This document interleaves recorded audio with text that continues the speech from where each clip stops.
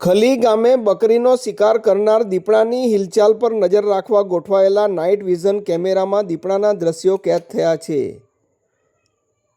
ખલી ગામના પશુપાલક ગોવિંદભાઈ હળપતિની બકરીનો શિકાર આ દીપડા દ્વારા કરાયો હતો અને દીપડાને પકડવા માટે વન વિભાગ દ્વારા કાર્યવાહી શરૂ કરવામાં આવી હતી. આ દરમિયાન ફ્રેન્ડ્સ ઓફ એનિમલ વેલફેર ટ્રસ્ટના પ્રતિનિધિ જતીનભાઈ રાઠોડ અને તેમની ટીમ દ્વારા નાઇટ વિઝન કેમેરા ગોઠવવામાં આવ્યા હતા.